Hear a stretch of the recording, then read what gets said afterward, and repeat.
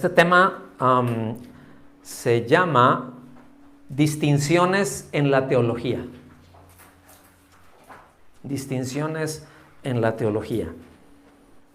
¿Cuál es el objetivo hacia donde vamos con esta clase o con esta, no solamente esta clase, ¿no? Pero es como un paso en donde vamos a ir yendo hacia las otras, porque el objetivo es, aunque es muy concreto, hay varias cosas que necesitamos ir nosotros completando o llenando, pero hacia donde estábamos orientados con estos temas es a orientar al pensamiento teológico o del conocimiento de Dios, ¿sí? Y salir del conocimiento del vulgo o del conocimiento común. Ese término ya lo tienen, ya ubican de qué estamos hablando, ¿no? ¿Okay? Entonces sí es importante las lecturas, ¿no? Entre semana, ¿sí? Entonces cuando dice, pues es el conocimiento del vulgo o el conocimiento vulgar, uno lo puede decir, ay, ¿es grosero? No, es del vulgo, de la gente, ¿sí? Todos los de nosotros, del barrio, ¿sí? Del que se pone ahí en las esquinas, en la tiendita, ¿verdad? Ahí está, ¿sí? Entonces es orientar el pensamiento o al pensamiento teológico o del conocimiento que se tiene, ¿sí? Y salir del conocimiento común o del vulgo. ¿Para qué? Pues para posicionarnos al menos en un conocimiento bien estructurado y sistemático, ¿sí? Yo no estoy diciendo que lleguemos a ser unos bueno, sería fantástico, ¿verdad? Que tuviéramos la oportunidad de salir aquí, que hubiera una escuela de teología, y que salieran teólogos profesionales, y gloria a Dios por eso, pero esos son otros niveles, ¿sí? Esos son otros niveles.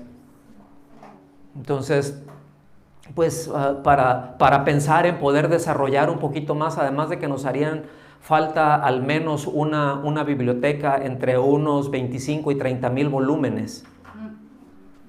Sí, pues otro igual número, un puño de maestros ¿verdad? Y para llegar a eso necesitas muchos años. Entonces, pero sí podemos ir levantando la cabeza, sacando la cabeza por encima del promedio, porque aunque ya ubicamos estos textos, ¿verdad? En Isaías 55, o sea, dice el Señor, ¿verdad? Mis caminos y mis pensamientos no son como los tuyos. ¿Cómo son los pensamientos del Señor? Más altos que los nuestros. Ahora, pregunta, ¿ustedes creen que el Señor va a bajar su pensamiento o quiere que nosotros elevemos el pensamiento? Y para elevar el pensamiento nos ha dado un material, nos ha dado su palabra y nos ha dado a su espíritu. Entonces sí podemos, pero necesitamos aplicarnos. ¿Estamos aquí? Entonces, pues es esto. Vengan, por favor, conmigo ahí a Jeremías, capítulo 9. Es un pasaje muy conocido, versículos 23 y 24. Cori, ¿podrías tener a la mano Jeremías 9, 6 en la Nueva Versión Internacional, por favor? Y ahorita te digo cuando la leas, por favor. Versículo 23 dice, así dice el Señor. Estoy en la Nueva Versión Internacional, ¿sí? Generalmente ustedes van a ver siempre en todas las láminas que pongo qué versión estamos utilizando. Dice 9:6. Dice, así dice el Señor, que no se gloríe el sabio en su sabiduría, ni el poderoso de su poder, ni el rico de su riqueza. O sea, que no se gloríe es de que no se sienta así como que soy la mamá de los pollitos. No, o sea, yo estoy por encima. No, dice, no, que nadie se sienta por eso. Ahora, si ustedes ven sabiduría, poder y riquezas, son las fuentes de confianza humana. ¿Sí? Otra vez, sabiduría, ¿qué tanto sabes? ¿Sí? Pues el poder es la influencia, Las riquezas, pues, ¿sí? El asunto es de que ninguna de estas cosas sirven para conocer a Dios.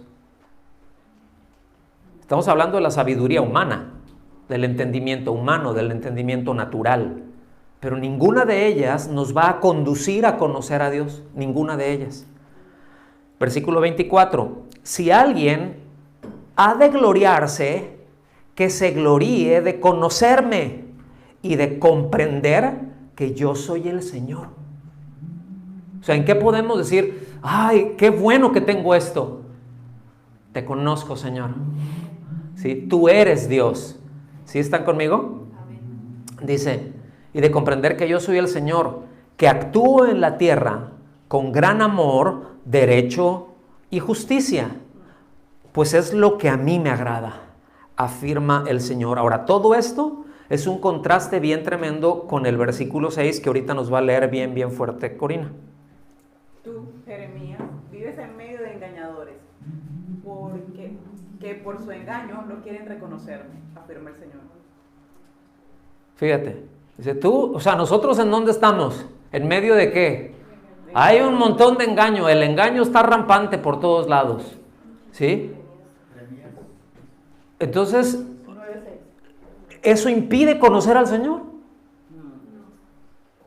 ¿Sí? Entonces, por esto es muy importante, hermanos. Debido entonces a esto, ay, creo que no, sí estaba bien. Sí, bueno, vimos ya que esencialmente que teología es la expresión racional de Dios, es decir, tengo que pensar con respecto a, o sea, veo, observo, llego a conclusiones, ¿ok? Esa es una forma, ese es el medio por donde es necesario, ¿verdad? Entonces, pero también entendemos que es Dios el que se revela al hombre y que nos dio su palabra, ¿sí? Que no es, bueno, a mí tengo una revelación, el Señor me habló y tuve un sueño y tuve una revelación, y bueno, sí, la Biblia dice esto, pero a mí el Señor me reveló esto otro. Cuando usted escuche eso, o sea, cuando usted dice, bueno, es que yo aquí estoy viendo este versículo y me estás diciendo esta otra cosa que no coincide con esto. No, es que a mí el Señor eso me lo acaba de revelar. Está enfrente o de un ignorante, ¿sí? O de un perverso o de un perverso ignorante. Pero es falso el que está ahí. ¿Sí me explico? Entonces, esto es, otra vez, yo no conozco a Dios en mis términos. Yo puedo conocer a Dios lo que Dios me manifiesta de Él. Eso es todo. Eso es todo lo que tengo, ¿sí? Por eso la Biblia, por eso nos dice que es el logos, es el pensamiento, es el argumento, ¿sí? Y la palabra escrita, ese es el logos de Dios. Y ese es, en esencia, la fuente de nuestro conocimiento de Él. ¿Estamos aquí? Entonces, bueno, pues ya, ahora sí, debido a todo esto, ¿de qué se ocupa el estudiante o el teólogo? Pues, en esencia, es ordenar, exhibir, es decir, traer a la luz la verdad que está en las Escrituras. No se anda yendo por otro lado. ¿En dónde se enfoca el teólogo? Va a las Escrituras. Y evidentemente, como mencionamos hace un rato, el pensamiento de mi tiempo, el pensamiento de la cultura en donde estoy, sí va a influir, ¿sí?, en la forma en que yo desarrolle eso que está en la palabra de Dios. Pero nunca cambiará la palabra de Dios. Nunca cambiará el mensaje. Lo puedo percibir de una manera distinta a lo que lo percibe otro, en otro tiempo, en otras circunstancias. ¿Me doy a entender con esto? Pero siempre, de lo que se ocupa el teólogo, repito, es de ir a la palabra, hacer sus anotaciones, ir ordenando. Entonces, Ay. Entonces, la teología que es concreta, la teología que es precisa, porque como vamos a ver ahorita, luego escuchamos la palabra teología y pensamos que todo es conocimiento de Dios. Y hay una que es muy buena y otra que es muy mala, ¿sí? Pero la teología precisa, entonces, ¿de qué depende? De que podamos extraer el mensaje de la palabra. Es decir, necesita una teología sana, requiere una exégesis sana o extraerle el mensaje a las escrituras. ¿Está bien? O sea, yo necesito saber con mucha precisión qué es lo que Dios dice en esto. Porque de tal manera amó Dios al mundo, ¿sí?, que ha dado a su Hijo para que todo aquel que en Él cree no se pierda, mas tenga vida eterna. ¿Cuál es el mensaje que hay ahí? Sí, dice todo esto, pero ¿cuál es el mensaje? ¿Cuál es el sentido? ¿Lo puedo explicar? Entonces empieza esa exégesis, ¿verdad? Porque, me está dando una razón. De tal manera me está hablando de un tamaño. Es un ejemplo nada más, así muy, muy breve, ¿no? Amó Dios al mundo. ¿Cuándo? ¿Lo va a amar o ya lo amó? Pero dice que lo amó y ya no lo ama ahora. Entonces ahí entra, ya vamos, ¿cómo está el texto? ¿No? Está diciendo que amó, es decir, que lo ha amado siempre, porque Dios es amor. Y ahí vamos, eslabonando el pensamiento, ¿sí? Entonces, por eso es importante, pues, hacer estudios exegéticos, es decir, detenernos a ver qué es lo que la Biblia dice antes de poder tratar de ordenarla. Porque entonces yo ya puedo ir viendo, conforme estoy leyendo un pasaje, yo ya puedo ver y digo, ok, esto habla de los padres, de la relación de los padres hacia los hijos, ¿verdad? Esto otro habla, aquí este siguiente pasaje está hablando de la iglesia, de los hermanos, de cómo nos llevamos, qué bien. Y al ratito, este otro pasaje está hablando de otra cosa, ¿sí me explico? ¿Sí o no? Entonces, ok, pero yo ya los ubiqué y ya puedo empezar a poner, ok, este pasaje corresponde aquí con la familia, esto corresponde acá, esto corresponde aquí. Eso es sistematizar. En esencia, eso es lo que es la teología sistemática. Te lo ordena por temas, ¿sí? Tantos temas como hay la Biblia. Por eso a veces hay libros de teología sistemática que son muy, muy sencillitos, que están muy bien, como para empezar y ir ir calentando motores. Hay otros que ya son más complicados, ¿sí? Hay otros que ya estás hablando de que son 2 volúmenes, es decir, que son 10 o 12 libros los que realmente, o sea, de lo que comprende eso, ¿no? Y hay que, otra vez, hay que entender el pensamiento de aquel que escribió esa teología, porque va a tener su influencia. Entonces hay que entenderlo bien, porque a lo mejor al ratito habla de un tema que también habla otro y que no coinciden.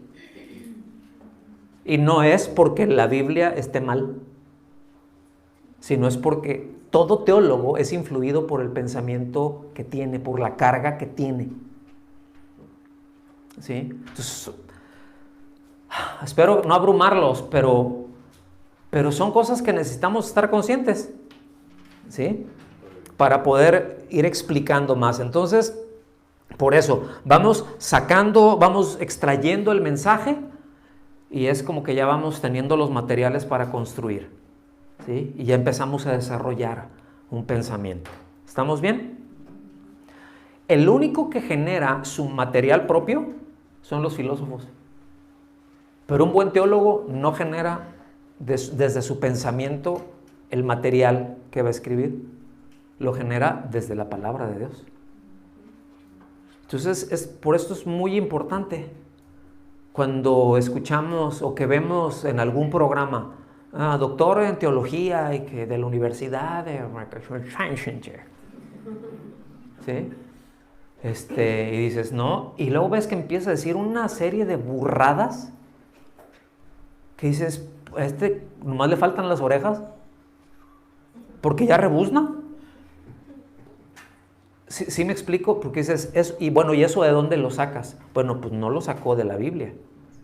Lo sacaron, o sea, ya hubo mezclas, ya sacó de su propio pensamiento y tomó del pensamiento de aquel y tomó del pensamiento de este otro y desarrolló su propio pensamiento y dejó la Biblia a un lado, porque probablemente esa persona no piensa que la Biblia, a lo mejor no piensa que la Biblia es la palabra de Dios, o que solamente parte de la Biblia es palabra de Dios. Y eso cambia todo. ¿Lo ven? Pero nos vamos a ir deteniendo otra vez, no los quiero abrumar. Por eso, repito, ningún teólogo va a sacar su propio material. Sencillamente se va a detener, a examinar lo que ya Dios nos ha dado, lo que ya está ahí, poder explicarlo, ¿sí? Poder entenderlo y poder explicarlo de una manera muy, muy ordenada. Entonces, la teología es el discurso. ¿Qué es un discurso? Es un mensaje, pero un discurso, pues es una serie de palabras que llevan una congruencia, ¿no? Que empieza y que lo va llevando y te va diciendo, pues depende de lo que vayan a hablar. Pero en esencia es eso es un discurso acerca de un asunto muy específico. ¿Cuál es el asunto del teólogo? Dios. Conocerlo a Él. ¿Sí? Por eso es teólogos. Theos es Dios, logos, discurso, conocimiento, estudio, ciencia, etcétera, etcétera, etcétera. ¿Sí? Entonces,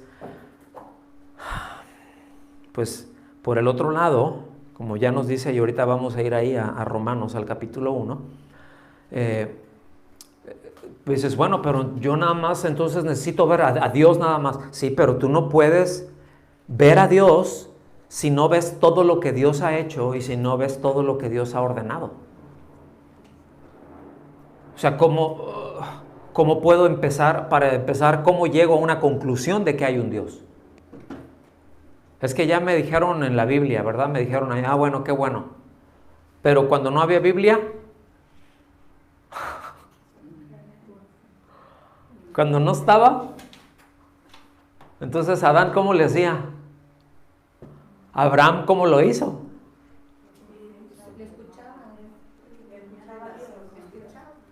O sea, había una revelación directa, ¿sí? Pero también a través de la conciencia del ser humano. Entonces, vamos allá a Romanos, capítulo 1, versículos muy conocidos, del versículo 19 y 20, dice, porque lo que de Dios se conoce es manifiesto entre ellos, entre los seres humanos, ¿sí? Es decir, lo que se conoce es porque ya lo vieron. Ahora, ¿quién se los manifestó? Si está manifiesto, si ya está sobre la mesa, ¿quién lo puso sobre la mesa? Ahora, Dios no reveló todo con respecto a él. Sí, pero deja ver por medio de la creación, por eso dice, porque las cosas invisibles de él, su eterno poder y divinidad se hacen claramente visibles desde la creación. No dice en la creación. ¿Sí? Fíjense bien, qué importante es que nos detengamos como a ver, ¿sí? Las cosas invisibles de él, su eterno poder y divinidad se hacen claramente visibles desde la creación. O sea, tú empiezas a ver ya la creación, ya le metiste cerebro un rato, ya estuviste observando y observando y observando y ves el mismo resultado después. Esto, a ver, hay algo más. Y se empieza a ver que hay un orden, ¿sí? Se empieza a ver que los días son tantos, que la luna es de cierta forma y que no está siempre igual, pero pueden ver los ciclos que existen y ven que hay una precisión matemática. Fíjense, a mí me llama mucho la atención, todo esto ahorita voy a entrar ahí, la parte de las ciencias. Bueno, yo creo que en casi todos nuestros países hay ruinas arqueológicas, ¿no? En el tuyo no, ¿o sí? Sí, porque ya tiene sus años también. No, como Latinoamérica, pero sí. Entonces, pero fíjense, a mí me llama mucho la atención, por ejemplo, los mayas, entre otros, pero los mayas, dices, ni la NASA, con todos los aparatos que tiene, pero ellos pudieron calcular, para empezar, descubrieron el cero. Empecemos por ahí. Descubrieron el cero y a medir los tiempos con la luna, ¿sí? Y pudieron descubrir la circunferencia de la Tierra y les falló como por 80 centímetros. Se quedaron cortitos, o a lo mejor es que ya engordó, ¿no? Entonces, la Tierra, no sé, ya se esponjó o algo, ¿no? Sí, pero 80 centímetros, sin un solo telescopio, sin una computadora. O sea, ahí está. Pero el pensamiento, estoy observando, ¿sí me explico? Y bueno, ellos ya atribuyeron a otras cosas, pero ahí está. Entonces, se hace claramente, dice, siendo entendido por medio de las cosas hechas, de modo que no tienen excusa. Es decir, para que alguien llegue y diga, pues es que esto es de la nada salió, no hay Dios no existe, o sea, todo lo que estamos aquí, todo eso es, necesitas más fe para eso. ¿Sí? ¿Seguimos? Entonces, dentro del pensamiento teológico, vamos a llamarlo así, o del estudio dentro de la teología, pues sí hay otras ciencias, ¿sí?, que entran y que nos ayudan, no que se trata de eso, pero que nos ayudan a entender más. Ahora, qué maravilla que el pensamiento en cualquiera de estas ciencias, digamos, matemáticas, un ejemplo, ¿sí?, pueda yo orientarlo hacia el hecho de conocer a Dios, del orden, la precisión, y que vaya hacia allá, y que con eso, no sé si me estoy dando a entender, pero qué alto es el poder ponerlo ahí. Y hay muchas ciencias que nos ayudan, ¿sí?, en el estudio de la teología. Por ejemplo, antropología. ¿Será importante la antropología para entender lo que está en la Biblia? Pues sí. ¿Sí? O sea, estudiar al hombre, el ser humano, cómo es actualmente, cómo era antes, por qué antes era así, por qué ahorita es de una manera, qué comían antes y por qué ahorita, por qué hay estas enfermedades y antes no las sabían, por qué esto, por qué el otro. Entonces eso forma parte de la antropología. ¿Qué me dicen de la historia? ¿Será importante tener un pensamiento claro, histórico, para poder ubicar la teología? Completamente. Es necesario. La filología. ¿Qué es la filología? Pues es la ciencia que estudia las culturas a través del lenguaje, fundamentalmente escrito. ¿Sí? O sea, ahorita nosotros podemos ver, por ejemplo, cómo... Un ejemplo, sí, muy, muy rápido. ¿Cuántos piensan que el castellano, que el español se habla ahorita igual que como se hablaba en el siglo XVI, XV, siglo XVI? Si oímos eso, pensaríamos que es otro idioma, aunque es el español. ¿Sí? Entonces, ¿cómo podemos ver? Yo no sé cuántos han visto o que saben, por ejemplo, de la Biblia del oso. ¿Sí? Y le dicen del oso porque cuando inicialmente, es decir, hicieron la traducción al castellano, al español, y le pusieron la Biblia del oso porque tenía un oso comiendo miel. O sea, en la portada. Por eso le pusieron, no por otra razón. ¿Sí? Pero si usted ve, de hecho creo que en algunas de las aplicaciones de la Biblia, de las electrónicas, viene esa, la del oso. Vaya ahí y trate de leerlo. Vosotros no vas a entender. Os quedaréis pasmados.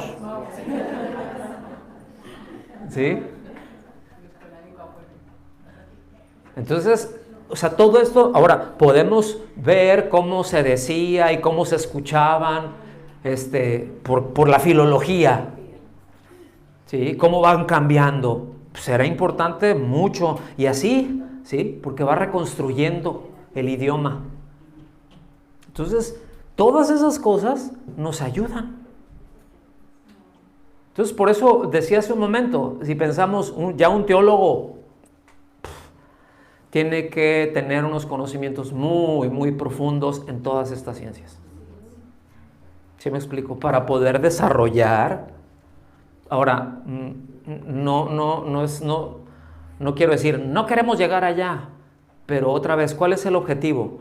Salir del pensamiento común, del vulgo, con respecto a Dios, para llegar a algo más ordenado, que podamos explicar nuestra fe, que podamos decir qué es lo que creemos, ¿sí? Entonces, vemos, y también la tecnología es importante, ¿sí? Así directamente hablando, porque aquí de repente se le fue la onda. ¿Sí? Y del comentario que hicieron ahí, ¿será alguien que no, que apenas sabe leer y escribir, puede desarrollar algo en la tecnología, por ejemplo? Pues habría que enseñarle otras cosas antes de llegar ahí, ¿verdad? O sea, ¿cómo puedo leer la Biblia si no sé leer? Sí, me dan la Biblia, a ver, conoce al Señor, y no sé leer. Necesito aprender a leer. ¿Sí? Y mientras mejor sepa leer y mientras mejor maneje el lenguaje en el que estoy leyendo esa Biblia, la voy a entender mejor. Porque muchas veces, yo me atrevo a decir esto, generalmente empezando por mí, hablamos español, pero no sabemos español. ¿Sí me explico? Son dos cosas bien distintas.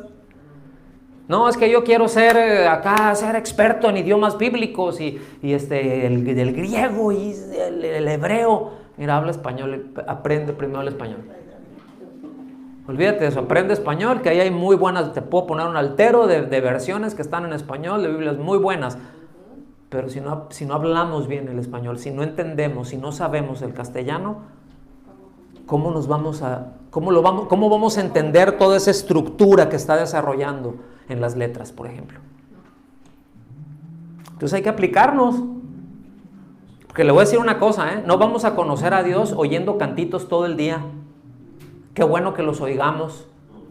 Qué bueno que escuchemos predicaciones. Qué bueno. Yo escucho muchas. Y escucho a muchos. ¿Sí? Y hay algunos que escucho y digo... ¿Sí? Y otros que dices, a ver, me tengo que regresar porque esto está tremendo lo que acaba de decir. Y así, pero muchas veces es que este cantito me gusta mucho, ay, qué bendición, ay, Señor. Y eso no nos va a llevar a conocer a Dios y eso no nos va a sacar adelante a la hora que tengamos un problema. Eso no nos va a fortalecer a la hora que tengamos una situación difícil y que tengamos que poner la cara ahí enfrente. Porque, ay, ¿cómo era el cantito? ¿Cómo era el cantito? ¿Sí me explico? Y eso es de lo que hablábamos. Los sentimientos estarán y la cultura. Pues si todo va orientado al cómo siento, entonces es importante cómo siento, sí, pero es cómo pienso. Cómo estructuro. ¿Lo alcanzan a ver? Entonces vamos a ver ya directamente las distinciones en la teología. ¿Están listos?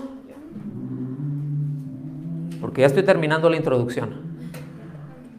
No, hasta donde lleguemos y hasta donde nos dejen aquí los vecinos, ¿verdad? Y si no, pues ya ahí le vamos siguiendo, no hay prisa, tranquilos.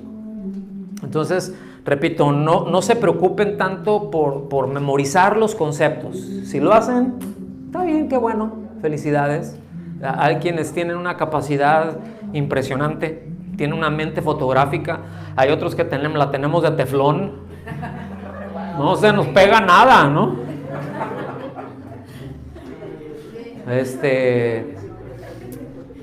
Sí.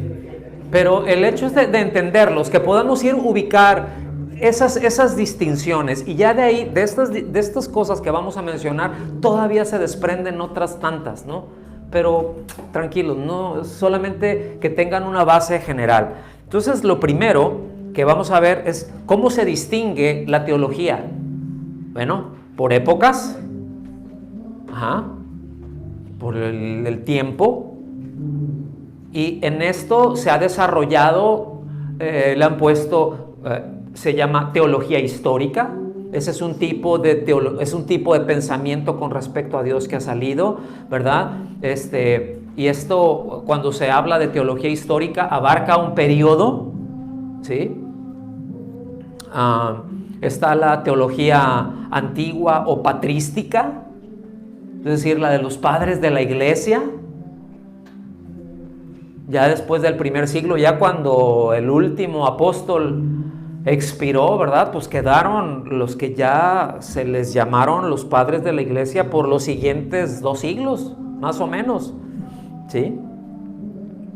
Está la teología medieval, ya abarca otro tiempo, no sé si lo están viendo. La teología de la Reforma es otro tiempo, la teología moderna ya es otro tiempo, porque la historia es lineal, hermanos. Empieza en un punto y se va desarrollando. Es muy sencillo, la historia es lineal, ¿sí? Los griegos en algún momento pensaban y decían que la historia era redonda, era circular, que empezaba aquí, como que eran ciclos y que regresabas a donde mismo, pero no. O sea, la historia empieza aquí y ya no regresa. Se va estirando, se va desarrollando, van pasando cosas, hay cosas que dices, ciertas modas pueden llegar y bla, bla, y al ratito regresan, pero el hombre no. Entonces, trata básicamente de eso, ¿sí? Están la teología por puntos de vista, es lo que les decía hace un momento, todo teólogo, aun cuando es muy bueno, va a expresar y te vas a dar cuenta de algunas características que él tiene, de la influencia que él tiene, ¿verdad que sí? Es sencillo de entender eso, ¿no? Es decir, si, por ejemplo,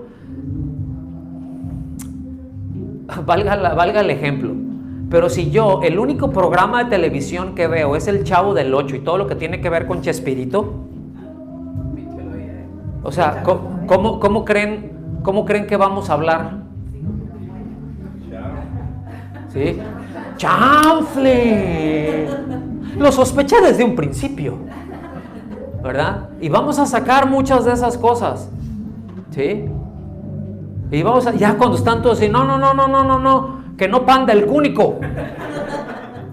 O sea, eso es que no cunda el pánico, ¿no? Pero ¿verdad que lo entendieron?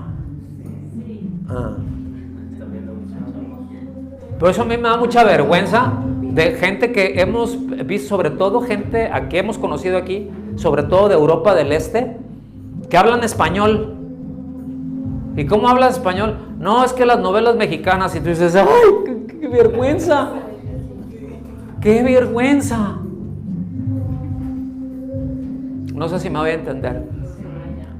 Pero bueno, están por puntos de vista, por puntos de vista, es decir, está la teología arminiana, es decir, la que desarrolló Arminio, o la teología calvinista, la que desarrolló Calvino, y después los que siguieron después de Calvino, ¿verdad?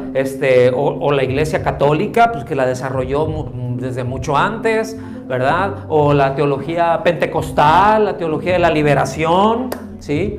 La teología de Karl Barth, por ejemplo, o bartiana, ¿sí? Entonces hay distintos puntos de vista.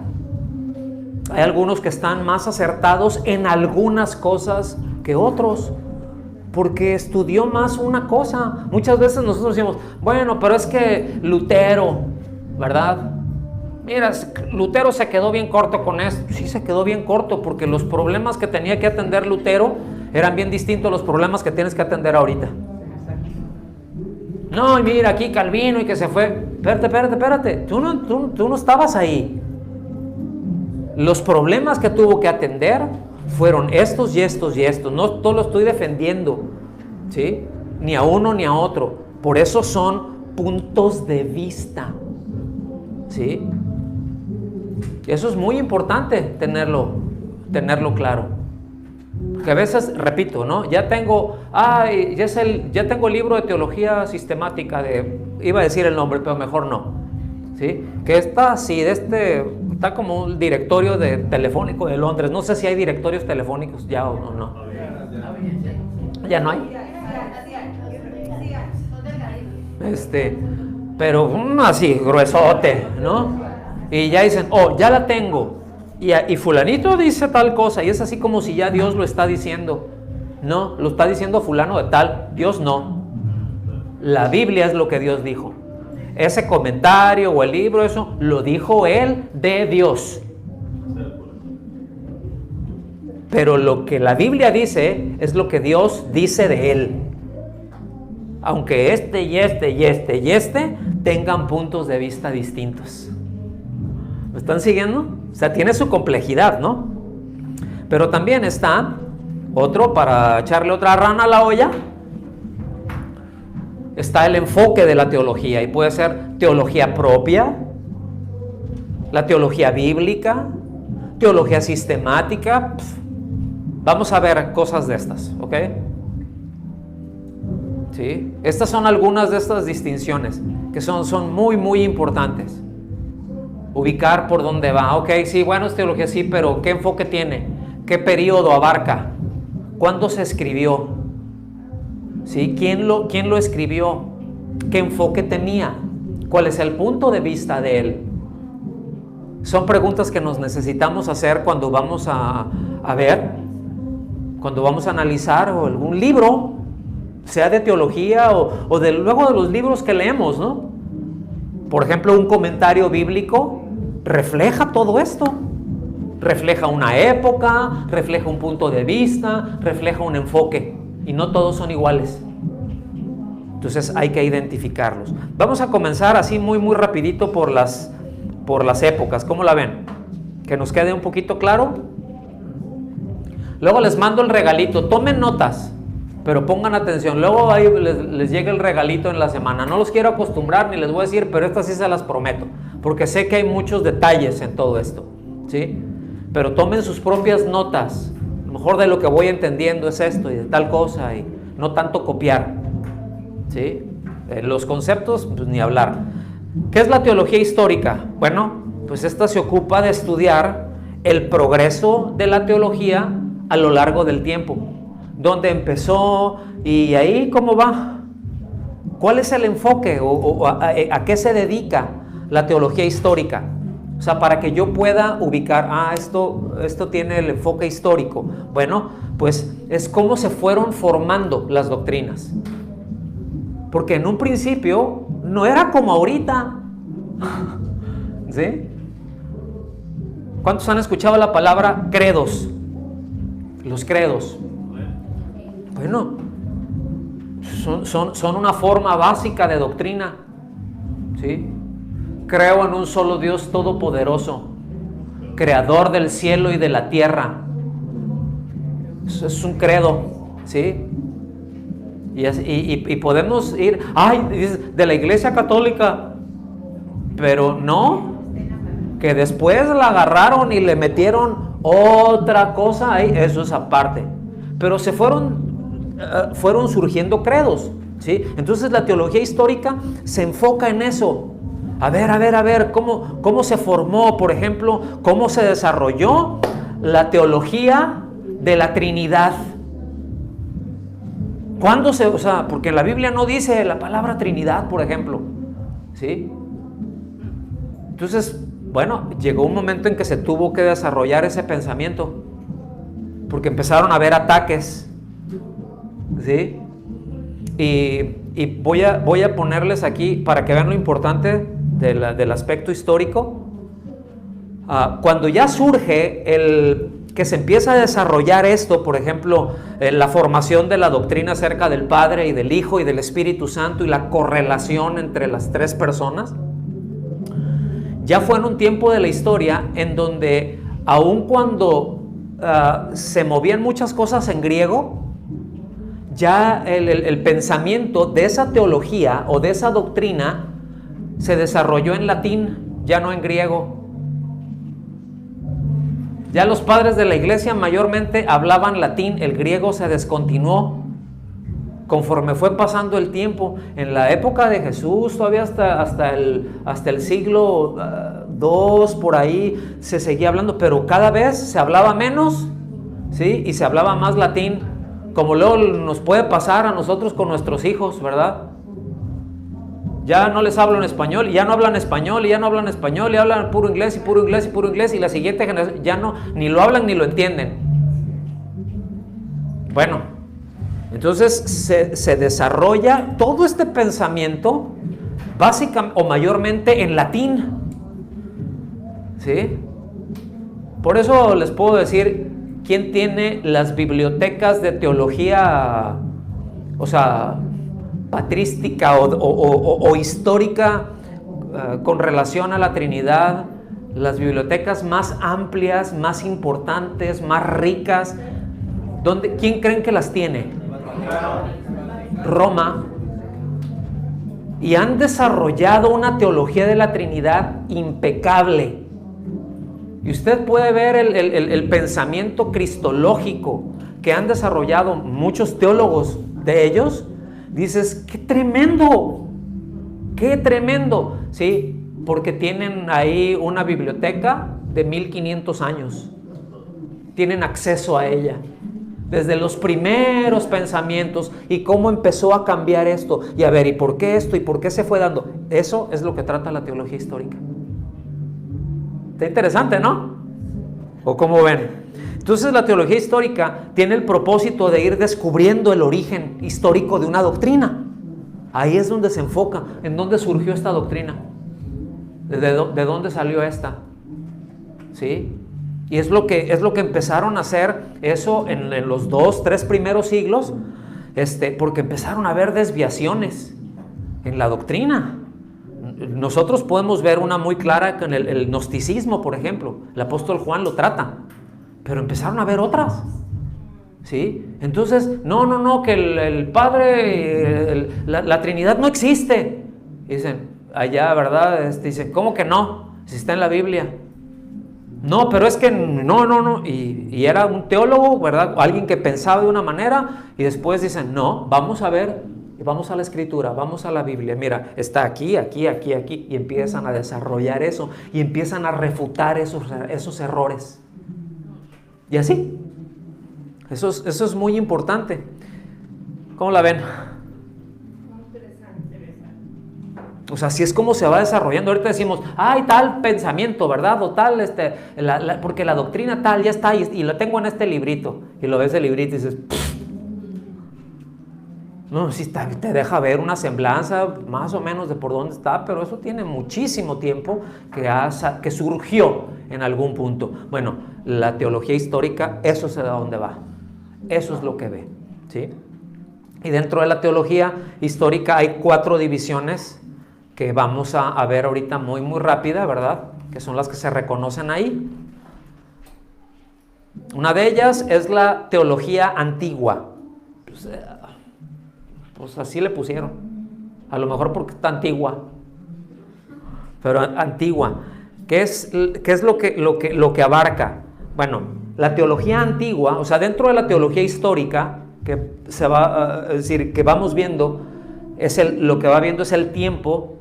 Tiene esas divisiones en donde parte con la primera, que son un poco más de los primeros 4 siglos. O sea, surge la iglesia y más o menos lo que empieza o lo que se conoce como teología antigua, ¿sí? Empieza a partir de ahí los siguientes 4 siglos. ¿Cómo se va desarrollando? ¿Sabe cuántos años son 4 siglos, más o menos? 400 años son muchos, 400 años son muchos. Usted piense desde ahorita y regrésese 400 años para desarrollar una cosa. Es un montón de tiempo. ¿Sí? Entonces, aquí, como mencioné ahorita, es en esta época precisamente en donde surgen de los primeros ataques a la iglesia, donde surge la apostasía, ¿verdad? Y es en donde empiezan a salir los primeros apologistas. Un apologista son defensores de la fe. Y a lo mejor no estaban enfocados en muchas cosas, estaban enfocados en defender la doctrina de Cristo, ¿verdad? Y en algunas partes, por ejemplo, en Egipto, en Alejandría, toda la parte norte de África se desarrolló un pensamiento teológico impresionante. De hecho, la patrística ahí se desarrolló mayormente, ¿sí? Y el asunto es que en todo esto, ¿verdad?, habían distintas herejías que estaban surgiendo. A lo mejor en Alejandría estaban surgiendo un tipo de pensamiento porque habían escuelas filosóficas, ¿sí? Y los creyentes luego revuelven la gimnasia con la magnesia y surgió una teología, ¿verdad? O una desviación más bien, y sale algo de la defensa. Pero luego, por ejemplo, en Siria se empieza a desarrollar otra herejía y los de acá empiezan a defenderla, y después en Grecia, ¿verdad?, surge otra herejía y los de allá la empiezan a atacar, la empiezan a defender, pero muchas veces a lo mejor para cuando se enteraron los de Alejandría lo que estaba pasando en Italia, o lo que estaba pasando en Rumanía, ¿verdad?, o lo que estaba más arriba, porque ya estaban pasando cosas, o lo que estaba pasando acá, ¿sí?, ya pasaron, o sea, ya se fueron 50, 100, 200 años, y ya cuando ya llega un pensamiento desarrollado. Entonces, vean qué importante es esto, ¿sí? Entonces, la teología antigua se caracteriza porque va orientada hacia la defensa de la doctrina. Entonces, allá vamos teniendo otros aspectos, esas distinciones de la doctrina. Ok, sí está la teología, pero ¿cómo surgió la doctrina? Y después, ¿qué problema surgió? La defensa de esas doctrinas que surgieron acá, y ahí se va moviendo. La siguiente es la teología medieval, ¿verdad?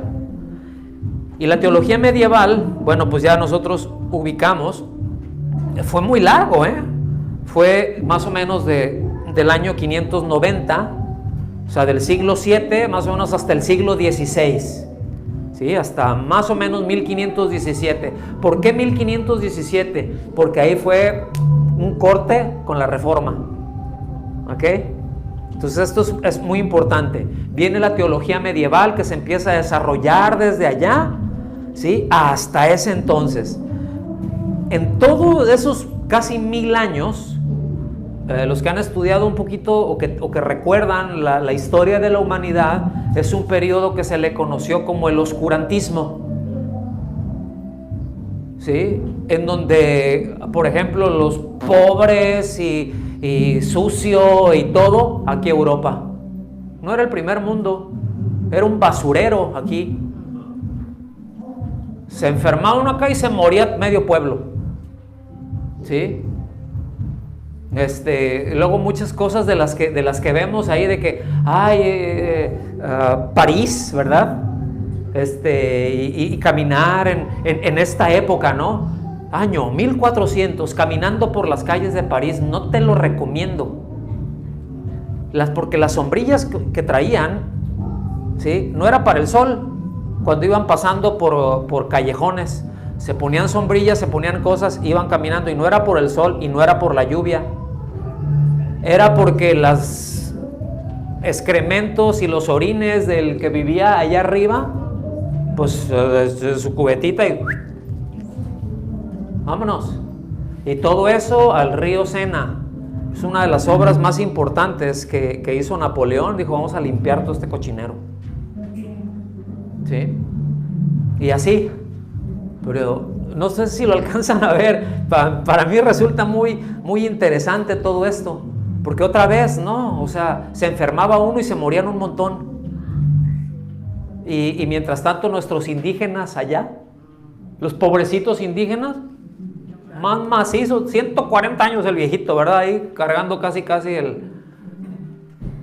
el bulto y sanos, y se empiezan a morir cuando llegan de acá para allá. Pueblos enteros se murieron, millones murieron, ¿sí? Mataron más las enfermedades que las armas. Entonces, obscurantismo, ya por el... Y obscurantismo, pues en esencia también llegó a ser por el grado de la corrupción que había en la entonces conocida iglesia, ¿sí? Acuérdense, aquí todavía no habían protestantes y no se entendía, se fue distorsionando. Por eso es importante la teología histórica. ¿En dónde estuvo el cisma? ¿En dónde? ¿Qué pasó? ¿Por qué empezaron en dónde se empezaron a desviar? ¿Sí? ¿En dónde fue que surgió todo esto? Entonces, pues, obscurantismo, porque las escrituras estaban cerradas, nadie las podía leer. O sea, no se les daba acceso. La iglesia en aquel entonces, pues lo que es ahorita la iglesia romana, tenía secuestrada la educación. ¿Sí? Escuchen bien, antes de la época de la Reforma, el analfabetismo era de arriba del 90%. O sea, decías, bueno, pues es que los reyes, ellos sí sabían. Eran una bola de ignorantes la gran mayoría. Fueron muy poquitos los ilustrados. ¿Y quiénes eran los que controlaban la educación? La iglesia. ¿Sí? La iglesia. ¿Sí me explico? Y así, entonces se va dando. Entonces aquí, en esa época, es cuando se desarrolla lo que se conoce como la escolástica, ¿sí? Que ya se entrenaban algunos estudiosos para desarrollar, para explicar, ¿verdad?, algunos asuntos de la fe, pero escuchen bien, ya desde un punto de vista filosófico y racional. Ya humanismo, ¿sí?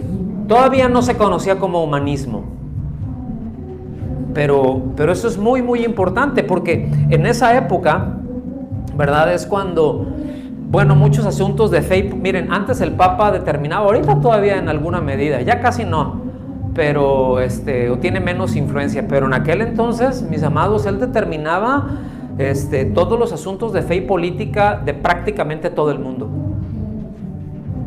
Era mucho poder. ¿Sí me explico? Era mucho, mucho poder. Ya en algún momento veremos algo de la historia de la iglesia.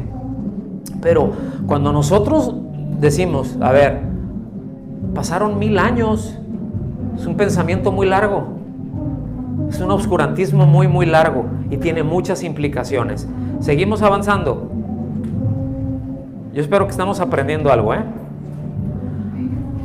De ahí se corta la medieval y viene lo que es la teología reformada o la teología de la Reforma. Y esto se desarrolló a partir de 1517. ¿Alguien sabe cuál es el día que se celebra la Reforma? ¿Eh? El día. No, pues el año ahí está, compadre. ¿El qué? Pero ahí andan con su Halloween, ¿verdad? 31 de octubre. Fue cuando pusieron ahí, cuando Lutero puso, y que a partir de ahí es ya la Reforma. 31 de octubre de 1517. Bueno, hace un corte ahí ya en la parte teológica y se empieza a desarrollar esto, ¿verdad? La teología reformada o de la Reforma. Entonces, a partir de esta época es en donde empiezan a surgir muchos teólogos, como Lutero, Zwinglio,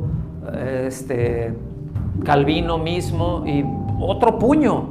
Menciono de los más conocidos, ¿no? Sí. El asunto es de que todos ellos traían una formación teológica desde la escolástica.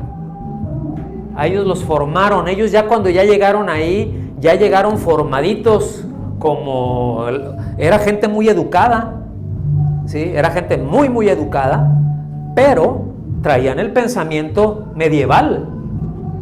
Pero abren las escrituras y empiezan a desarrollar, y bueno, ¿verdad? Desarrollaron pues sus sistemas teológicos, y como dijimos hace un momento, alguno enfatizó más en una cosa, otro enfatizó más en otra, otros no enfatizaron nada, ¿sí? O sea, entonces por eso decimos, ay no, pero pues ahí anda uno y anda todavía bautizando a niños, ¿verdad? ¡Qué horror! No tenía claro, o al ratito el otro, ¿verdad? Ay, pues Lutero todavía él creía en la transubstanciación. O sea, a la hora de la cena del Señor, de que el pan se convierte en la carne y que el vino se convierte en la sangre, él creía y defendía ese punto. ¿Sí? Y dices, pues está mal, sí está mal, pero en ese momento no era necesario debatirlo. Nadie, o sea, todos pensaban de esa misma manera, hasta que más adelante, ¿verdad? Algún contemporáneo ahí de Lutero dice, oye, no, Martín, esto no es así. No, ¿cómo no? No es así. Mira, la Biblia dice esto y esto y esto y esto. Pues tú a jugar con tu pelota por allá y yo juego con la mía por acá. Muy bien, tú por allá y yo por acá. Y así, muchas cosas. Uno enfatizaba en una cosa y se fue desarrollando pues por más de 2 siglos. 2 siglos son un montón para desarrollar un pensamiento, ¿sí? Que se desarrollaron pensamientos tan conflictivos que hasta el día de hoy siguen siendo controversias. Hasta el día de hoy siguen siendo controversias. Y no voy a entrar ahorita por ahí porque no tengo tiempo. Más adelante vamos a ver algunos, o vamos a ver el eje de algunos de estos sistemas teológicos.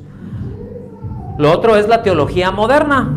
Ya la teología moderna, pues esa ya, con esta vamos a concluir. Ya es a partir ahí ya del siglo XVIII, mediados del siglo XVIII, hacia acá, en adelante hasta la fecha, ¿verdad? ¿Por qué a partir del siglo XVIII? Porque es cuando surge la época de la Ilustración, ¿sí? Ya vienen muchos pensadores. Yo no sé cuántos han escuchado, por ejemplo, o han leído a un filósofo que se llamó Voltaire, francés. Pues era un ateo, ¿sí? Y lo curioso es de que la casa hoy de Voltaire es un lugar en donde se imprimen Biblias, ¿no? Pero él tenía un pensamiento, pues sí, como muchos otros de la época. Es cuando surgen distintos movimientos, ¿verdad? Pero otra vez, este movimiento se lleva a cabo fundamentalmente en Francia, aquí en Reino Unido y en Alemania, ¿sí? Es ahí en donde empieza a surgir todo este pensamiento y se denominó de esta manera, ¿verdad? Porque lo que decían es la ilustración, es la época de la iluminación, porque ya vamos a iluminar el pensamiento del hombre, que salga de ese oscurantismo en el que ha estado, que salga de la ignorancia. Y ciertamente en muchas de las cuestiones de las ciencias y todo esto tuvo un resurgimiento muy importante a partir de esa época. Pero lo que a mí me llama mucho la atención es de que de los principales, vamos a decir, la mayor parte de los científicos eran creyentes, eran cristianos devotos, o sea, eran de a de veras, y ellos entendían bien esto, ¿sí? Que era para glorificar a Dios. Y bueno, eso siempre ha estado ahí, ¿verdad? Muy, muy, muy ligado. Entonces, el énfasis, fíjense, para que vean, a partir de este tiempo, ¿cuál es el énfasis? La razón. Es el hombre y la razón. Es aquí en donde surge el humanismo como tal, ¿sí? O sea, ya el centro de todo es el hombre. Ya no es Dios, ya no es el hombre y es la razón. Todo surge a partir de la razón. Y es ahí en donde empezamos a ver muchos de los primeros pasos de los experimentos sociales que podemos experimentar el día de hoy. ¿Sí? Muchos de ellos. Entonces, Por ejemplo, ¿cuándo creen que surge el tema de la evolución? ¿A partir de cuándo creen que sucedió? Aquí, poquito después de esto. Ya en el siglo XIX, y finales del siglo XVIII, ya habían algunos pininos, ¿verdad? Y hubo quien desarrolló el pensamiento, ¿sí? Que ya ubicamos quién es. Pero todo el asunto es la razón, la razón, la razón, la razón. Y pónganme atención en esto, porque aquí la iglesia se la tragó hasta el estómago, ¿sí? Hubo muchos que empezaron a irse ya por el lado de la razón y empezaron a hacer a un lado, o sea, a darle más énfasis a la razón que a la escritura. Ahí en ese tiempo es cuando surge un hombre de por aquí, cerquita, que tenía su centro de predicación ahí en Elephant and Castle. ¿Sí? Y él se levanta, Spurgeon, y dice, señores, este asunto no va bien, no va bien. Y fue muy criticado. Entonces él mandó a un amigo, ustedes lo pueden buscar ahí en internet, ¿sí? Al menos algún fragmento estará, pero se llama La Carta del Declive. Y él ya empieza a ver todo cómo está y dice, oye, están haciendo a un lado a las escrituras de la iglesia, le están dando paso a esto. Si esto sigue así, ¿sí? Dice, en unos 150 años esto va a estar terrible. Las iglesias van a ser bien mundanas. Era un profeta. Y pues ya más o menos, o sea, ahí se va desarrollando y claro, el asunto es de que cuando, fíjense bien, cuando en un principio tú te desvías un poquito, te desviaste poquito aquí, pero a lo largo, o sea que era una línea recta, pero aquí la giraste 1 grado y dices, ay, pues 1 grado de aquí a la pared no se nota. Sí, pero dale 2 o 3 kilómetros y vas a ver que a lo mejor un punto está por allá y el otro está lejísimos, ya se apartaron. Eso ha ocurrido. Eso ha ocurrido. ¿Sí? Entonces, el énfasis, repito, era el hombre, la razón, desplazaron a Dios. Los filósofos y los teólogos del siglo XVIII o a partir del siglo XVIII, siglo ya XIX, entrado el siglo XIX, ya desarrollaron todo el concepto que ahorita vemos, ¿verdad? Porque si se ponen a hacer cálculos, esto ha afectado un montón a la iglesia, distintas corrientes teológicas. Y una de ellas, ¿verdad?, es que lo veremos, que esa es la base de la teología liberal, es precisamente el rechazo a la palabra de Dios como infalible y como palabra de Dios. Entonces, se los digo así rápidos para confundirlos otro poquito, ¿sí? Pero, por ejemplo, dentro de la teología liberal, ustedes van a escuchar una cosa. Dicen, ¿cuántos creen que la palabra de Dios que la Biblia es inspirada por Dios? ¿Cuánto? Bueno, hay una línea que dice, bueno, si es inspirada, pero parte. O sea, eso se llama inspiración parcial. El asunto es quién determina qué parte sí y qué parte no. ¿Quién determina esto sí y esto no? Pues depende el teólogo. Entonces, bueno, pues esto no, pues esto tampoco, pues esto así no. Y ya te empiezan, ¿verdad? Ya ahí no, pues los milagros, no. Lo que pasa es que esos así se entendían, así se describían, y más si tienes al Papa diciendo eso. ¿Sí?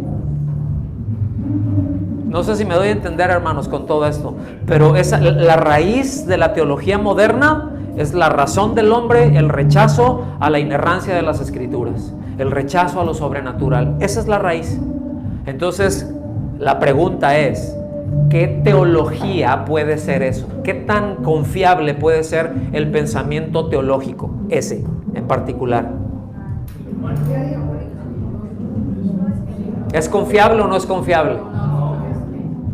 No, ¿verdad? Y te pueden sacar 20 cosas y no, sí, pero es que en la Biblia y te encuentras Biblias de estudio como las de la Biblia de Dios habla hoy, ¿sí? Que ya te empiezan a decir, bueno, lo que pasa es que el libro de Isaías no lo escribió Isaías, el libro de Jeremías tampoco lo escribió Jeremías. Entonces ya empiezan a mencionar, lo escribió por acá, esto es muy largo, es muy profundo, puede ser tedioso y eso requiere 2 o 3 clases, nada más a ese punto, ¿sí? Les digo todo esto no con la intención de saturarlos, pero es nada más para que estemos conscientes. Hay distinciones en la teología. Cuando yo escucho otra vez teología, no es lo mismo. Teología, ¿de qué me estás hablando? ¿Sí? ¿De qué época? ¿De qué enfoque? Etcétera, etcétera, etcétera. ¿Me doy a entender con eso, hermanos? Muy bien. Entonces, terminamos con esto. ¿Qué es lo que esto nos enseña? Bueno, que jamás nadie podrá tener un verdadero conocimiento de Dios fuera de su palabra. Nadie. Nadie va a poder tener conocimiento de Dios fuera de su palabra, ¿sí? ¿Y qué más? De la influencia de su Espíritu Santo en nuestro corazón. Por eso, fíjense, las instrucciones tan sencillas que daba el apóstol Pablo a los tesalonicenses. No menosprecien la profecía, o sea, un mensaje de Dios. No menosprecien la palabra de Dios, está diciendo.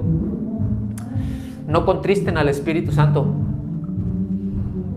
Si nosotros valoramos la palabra de Dios y no entristecemos al Espíritu Santo, pues nuestro caminar va a ser en dirección de conocer a Dios como Él es y lo que Él desea y qué es lo que le gusta y qué es lo que no le gusta.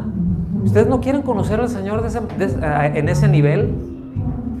O sea, decir, esto sé que no le gusta al Señor, ¿sí? Pero ¿por qué dices eso? Porque lo conozco